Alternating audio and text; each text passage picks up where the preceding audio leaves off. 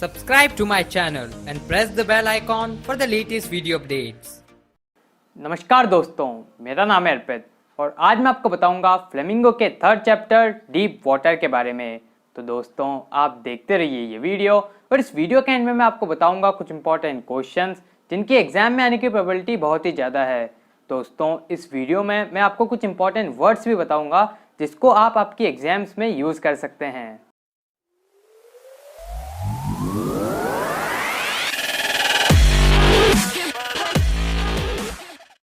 Deep water ये chapter लिखा है विलियम डगलस ने।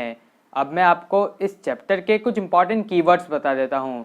दोस्तों आप इन वर्ड्स को अपनी बुक के पीछे या फिर किसी भी कॉपी में नोट कर लीजिएगा, क्योंकि अगर आप इन वर्ड्स को अपनी एग्जाम में यूज़ करते हैं तो आप आराम से अपनी एग्जाम में कुछ एक्स्ट्रा मार्क्स को फैच कर पाएंगे। तो फर्स्ट वर्ड है ट्रेचेरियस। ट्रेचेरियस का मतलब होता है डिसेप्टिव, मतलब दगाबाज। सेकेंड वर्ड है सबड्यूडेड, मतलब ओवरकम। इसका मतलब है कि किसी भी चीज़ पर काबू पाना। थर्ड वर्ड है जो कि बहुत ही ज़्यादा इम्पॉर्टेंट है और वो है एवर्जन, डिसलाइक, मतलब किसी भी चीज़ को पसंद ना करना। दोस्तों आगे हम चैप्टर में पढ़ेंगे कि जो डगलस है उसको वाटर से एवर्जन होता है, मतलब उसको वाटर पसंद नहीं है। फोर्थ वर्ड है रिवाइव्ड, ब्रॉड बैक। इसका मतलब है किसी भी चीज़ को वापस ले आना। फिफ्थ वर्ड है डग्ड। डग्ड का मतलब होता है गोता लगाना, मतलब डाइविंग। सिक्स्थ वर्ड है टॉस्ड, थ्रू अप। इसका मतलब है किसी भी चीज़ को उछाल देना, जैसे कि हम कॉइन को टॉस करते हैं, तो वहीं से ये वर्ड लिया गया है। सेवेंथ वर्ड है नाइटमेयर, मतलब अ फ्राइटनिंग ड्रीम। इसका मतलब होता है कि एक डरावना सपना। एट्थ वर्ड है थ्रॉब्ड। इसका मतलब होता है कि अगर कोई भी चीज़ किसी चीज़ को जकड़ ले तो हम वहाँ पर थ्रॉब्ड वर्ड को यूज़ कर सकते हैं। नाइन्थ वर्ड है टेरर स्ट्राइकन। इसका मतलब है भयग्रस्त, मतलब टेरर की चपेट में आ जाना। और टेंथ वर्ड है डॉक। डॉक का मतलब होता है अ पार्ट ऑफ पोर्ट, मतलब जहाँ पर शिप्स को पार्क किया जाता है। जैसे कि हम मॉल में जाते हैं तो नीचे बेसमेंट में पार्किंग होती है, वैसे ही शिप्स को पार्क करने के लिए भी एक पार्किंग होती है और उसी जगह को पोर्ट या डॉकयार्ड कहा जाता है। तो डीप वाटर चैप्टर में विलियम डगलस अपने चाइल्डहुड के बारे में बताते हैं।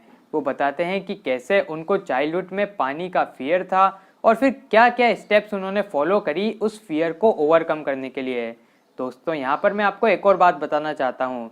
विलियम डगलस की एक बुक है और उस बुक का नाम है ऑफ मैन एंड माउंटेन। तो विलियम डगलस की उसी बुक से इस ऐसे को लिया गया है। आप इस इंफॉर्मेशन को अपने किसी भी आंसर में कोट कर सकते हैं।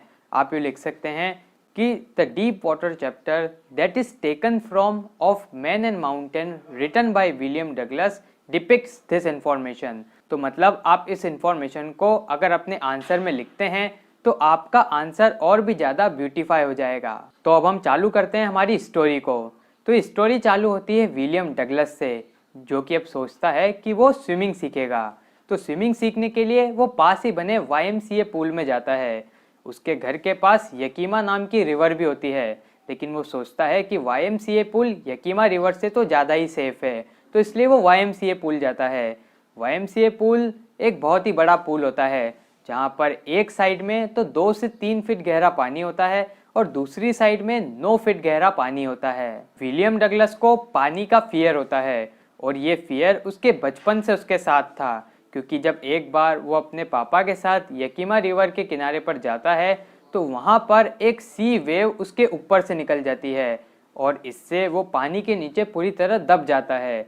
तो तभी से उसको एक पानी का फियर हो जाता है और ये फियर उसके दिल में अभी तक रहता है। तो जैसे ही राइटर YMCA पुल के वहाँ पर जाता है तो उसका वो चाइल्डहुड फियर वापस उजागर हो जाता है और उसे पानी से डर लगने लगता है।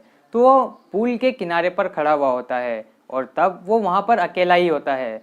लेकिन थोड़ी देर बाद वहाँ पर एक बड़ा सा लड़का आता है और वो लड़का आते ही राइटर को बोलता है हे स्किनी, और उसके बाद वो बड़ा सा लड़का राइटर को पुल में टॉस कर देता है। राइटर पुल के सबसे गहरे एंड पर था और धीरे धीरे राइटर नीचे जाता जा रहा था। तो जैसे वो नीचे जा रहा था तो उसके मन में एक विचार आ रहा था। वो सोच रहा था कि जैसे ही वो तले तक पहुंच जाएगा तो वहाँ से वो एक बड़ी सी छलांग मारकर वापस ऊपर आ जाएगा और ऊपर आते ही फिर वो तैर कर 9 फीट वाली साइड से 2 से 3 फीट वाली साइड पर चला जाएगा। लेकिन इसका बिल्कुल उल्टा होता है।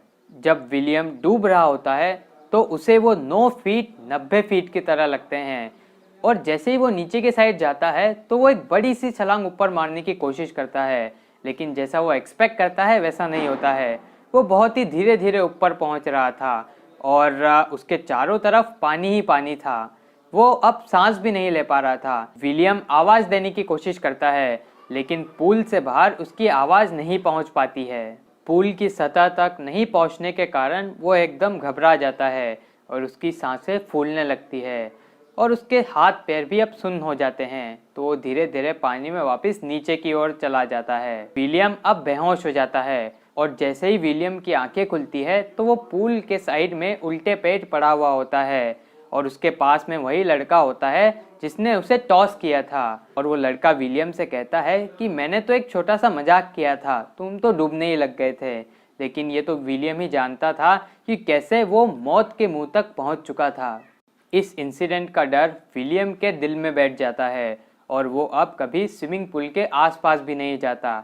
और कभी अगर वो बाय चांस स्विमिंग पूल के पास में चला भी जाता था तो पास जाते ही उसके हाथ पैर फूल जाया करते थे और वो एकदम सुन्न सा पड़ जाया करता था।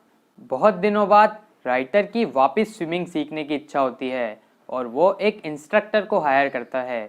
तो इंस्ट्रक्टर उसको पूल पर ले जाता है और इंस्ट्रक्टर विलियम से हफ्ते में 5 दिन स्विमिंग करवाता था। इंस्ट्रक्टर ने विलियम को स्विमिंग सिखाने के लिए उसके चारों तरफ बेल्ट बांध दिया और फिर उस बेल्ट से एक रस्सी बांधी जो कि पुली से होते हुए स्विमिंग पूल के बाहर तक जाती थी।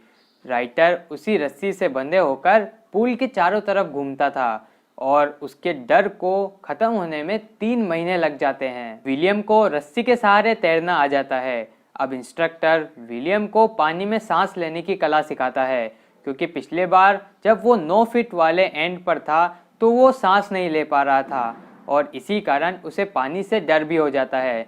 तो इसी डर को दूर करने के लिए अब इंस्ट्रक्टर उसे पानी में सांस लेना सिखाता है। विलियम इस टेक्निक की बहुत बार प्रैक्टिस करता है और प्रैक्टिस करने के बाद उसे अब पानी में सांस लेने में कोई भी दिक्कत नहीं होती है।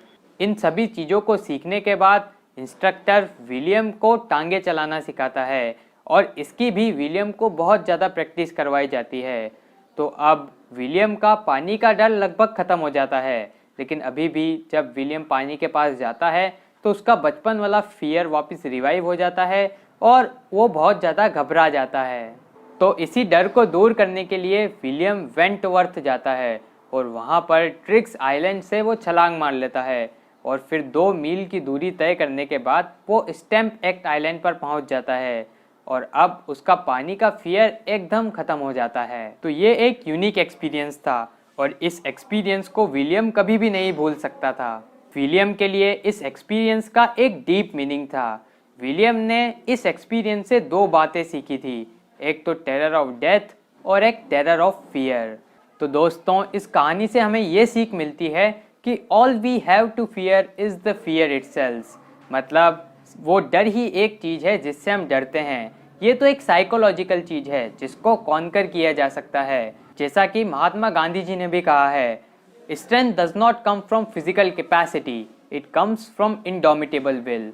मतलब जहाँ चाहा वहाँ रहा। अगर आप मन से किसी चीज़ को चाह लेंगे तो आप आराम से उस चीज़ को पा लेंगे। दोस्तों, आप इस लाइन को अपनी एग्जाम में भी कोट कर सकते हैं कि all we have to fear is the fear itself. और सेकेंड, महात्मा गांधी वाली लाइन, मतलब strength does not come from physical capacity, it comes from indomitable will. तो अगर आप आपके आंसर्स में प्रोवर्ब्स, ईडियम्स, फ्रेजेस, इन चीज़ों का इस्तेमाल करते हैं तो आप आराम से अपनी एग्जाम में बहुत ही अच्छे मार्क्स ला सकेंगे। तो फर्स्ट क्वेश्चन है, what is the miss adventure that William Douglas speaks about. मतलब वो क्या मिस एडवेंचर था जिसके बारे में विलियम डगलस ने बोला था। तो जब विलियम 11 साल का था तो वो YMCA पूल पर जाता है और वहाँ पर एक बड़ा सा लड़का उसको पानी में टॉस कर देता है, जहाँ पर वो डूबने की कगार पर पहुँच जाता है और वो मौत के मुंह में पहुँच जाता है। तो यही एक वो मिस एडवेंचर था जो विलियम डगलस ने एक्सपीरियंस किया था। So William Douglas was then 11 year old. he was learning swimming. One day he sat all alone on the edge of YMCA pool. A young man threw him into the deep end of the pool for fun. He was almost drowned.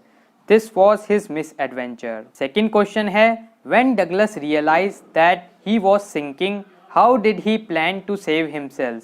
मतलब जब Douglas डूब रहा था तब उसने क्या plan बनाया ऊपर आने का। तो जब डगलस डूब रहा था तो उसने सोचा कि जैसे ही वो पुल के तले पर पहुंच जाएगा तो वहां पर से वो एक छलांग मारेगा और पुल के सतह पर आ जाएगा और फिर तैर कर वो 2 से 3 फीट वाली गहराई तक पहुंच जाएगा। So Douglas did not lose hope. He plan that as soon as he will hit the bottom of the pool, then he would push himself up. He sprang up as he planned and came slowly to the surface. Third question है, what efforts did Douglas make to get over his fear of water? मतलब Douglas ने fear of water को overcome करने के लिए क्या क्या efforts डाले। तो डगलस ने एक इंस्ट्रक्टर को हायर किया जिसने उसे कुछ टेक्निक्स सिखाई और उस टेक्निक्स की मदद से उसने वाटर के फियर पर जीत हासिल कर ली। फोर्थ क्वेश्चन है, how did instructor turn Douglas into a swimmer? मतलब इंस्ट्रक्टर ने डगलस को एक स्विमर कैसे बनाया। तो इंस्ट्रक्टर ने डगलस को बहुत सारी तैराकी की टेक्निक्स बताई, उसने उसको पानी में सांस लेना बताया, उसके आसपास बेल्ट से एक रोप बांधी और उसकी मदद से वो पूरे स्विमिंग पूल में तैर पाता था। फिर उसे टांगे चलाना सिखाया और इसी कारण वो स्विमिंग का बादशाह बन पाया। लास्ट क्वेश्चन है, how did Douglas make sure that he conquered the old terror? मतलब डगलस ने ये कैसे सुनिश्चित किया कि उसका जो फियर ऑफ वाटर है वो दूर हो चुका है। तो डगलस वेंटवर्थ में जाता है और वहाँ पर ट्रिक्स आइलैंड से वो छलांग मार लेता है, फिर 2 माइल तक वो तैरता है और स्टैम्प एक आइलैंड तक पहुँच जाता है। इससे ये सुनिश्चित हो जाता है कि उसने अपने फियर ऑफ वाटर पर जीत हासिल कर ली है। तो दोस्तों इस वीडियो में इतना ही। मुझे उम्मीद है कि आपको ये वीडियो पसंद आया होगा। अगर आपके कोई भी डाउट्स हो तो आप उसे कमेंट बॉक्स में लिखिए। दोस्तों मैंने आपके लिए कमेंट बॉक्स में एक इम्पॉर्टेंट क्वेश्चन को भी पिन अप कर रखा है, आपको उसका आंसर #ANS लिखकर अगली लाइन से स्टार्ट करना है। दोस्तों आप मेरे चैनल को भी सब्सक्राइब कर लीजिएगा क्योंकि इससे मुझे और भी वीडियोस बनाने के लिए मोटिवेशन मिलता है।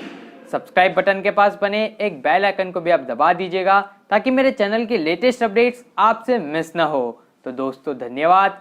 जय हिंद, जय भारत।